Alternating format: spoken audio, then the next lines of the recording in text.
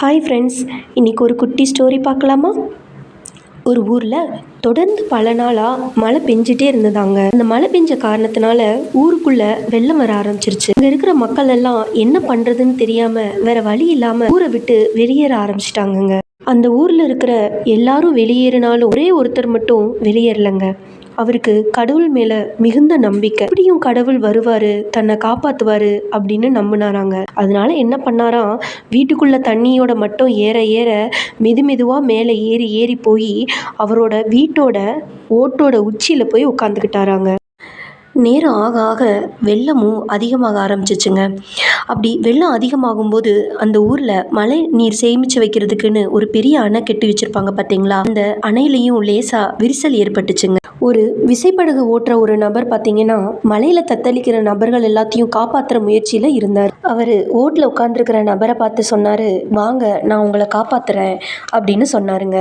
அதுக்கு அந்த ஓட்டில் உட்காந்துருக்க நபர் சொன்னார், பரவாயில்லைங்க, என்னைய கடவுள் காப்பாற்றுவார், எனக்கு நம்பிக்கை இருக்குது, உங்கள் உதவி தேவையில்லை, நீங்கள் போங்க அப்படின்னு சொன்னாருங்க. அப்படி நேரம் ஆக ஆக தண்ணியோட மட்டமும் அதிகரிச்சுக்கிட்டே இருந்தது.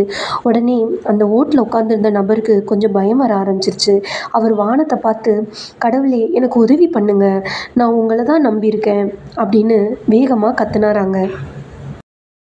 கொஞ்ச நேரத்தில் மூன்று படகுல வந்த நபர் அந்த ஓட்டில் உட்காந்துருக்க நபரை பார்த்து, வாங்க சீக்கிரம், அணை உடைய போகுது, நான் உங்களை காப்பாற்றுறேன், அங்கேருந்து குதிச்சிருங்க, நான் உங்களை கை பிடிச்சிக்கிறேன் அப்படின்னு கத்துனாராங்க.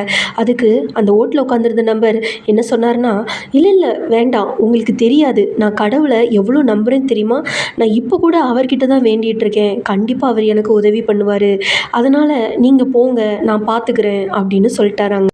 அப்படி அவரை போக சொல்லிட்டு இந்த ஓட்டில் உட்காந்துருக்க நபர் திரும்பவும் வானத்தை நோக்கி தீவிரமாக வந்து கடவுள்கிட்ட வேண்ட ஆரம்பிச்சிட்டாராங்க. அவர் அப்படி கடவுள்கிட்ட வேண்டிகிட்டு இருக்க நேரத்தில் ஒரு பயங்கர சத்தத்தோட அந்த அணை உடஞ்சி ஊருக்குள்ளே வெள்ளம் வர ஆரம்பிச்சிருச்சுங்க. கண் இமைக்கிற நேரத்தில் அந்த ஓட்டில் உட்காந்துருக்கிற நபர் தண்ணிக்குள்ளே மூழ்கிட்டாருங்க. ஆனால் அவர் அந்த மூழ்கின சமயத்துலேயும் கடவுளை தான் அதிகமாக நம்பினாருங்க. எப்படியும் கடவுள் வருவார், நமக்கு கை கொடுப்பாரு, காப்பாற்றுவார் அப்படின்னு நினச்சாராங்க. இப்போது நீங்கள் சொல்லுங்களேன், கடவுள் வந்து அவரை காப்பாற்றிருப்பாரா இல்லையா? யோசிச்சிட்டிங்களா? நான் சொல்லட்டுமா? அந்த நபர் தண்ணிக்குள்ளே மூழ்கி செத்துட்டாருங்க.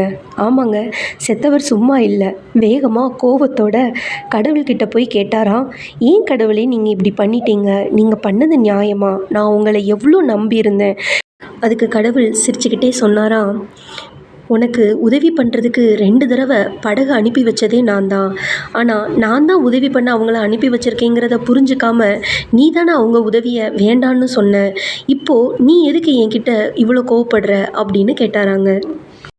நான் கொடுத்த வாய்ப்பை பயன்படுத்தாமல் போனது உன்னோட தப்பு அப்படின்னு கடவுள் சொன்னாராங்க.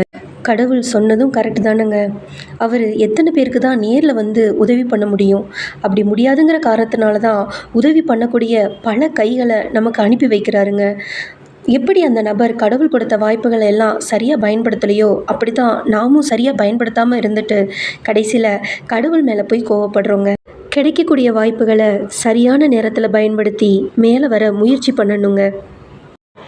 கொஞ்சம் யோசிச்சு பாருங்கள், நம்ம கஷ்டத்தில் இருக்கிறப்போ நம்மளை தேத்துற அம்மா அப்பா, நம்ம குழப்பத்தில் இருக்கிறப்போ இதெல்லாம் ஒன்றும் இல்லை, உங்களால் முடியும்னு நம்பிக்கை கொடுக்குற கணவன் அல்லது மனைவி, எந்த சந்தர்ப்பத்திலையும் நம்ம விட்டு கொடுக்காத சகோதரர்கள், மாமா அத்தை தாத்தா பாட்டி, அப்புறம் சில சமயம் இவங்க எல்லாத்தையும் விட நம்ம வாழ்க்கையில் முன்னேறதுக்கு தூண்டுகோலாக இருக்கிற தோழன் தோழி, இப்படி கடவுள் இவங்க எல்லார் மூலமாகவும் நமக்கு கை கொடுத்துட்டு தானங்க இருக்கிறாரு.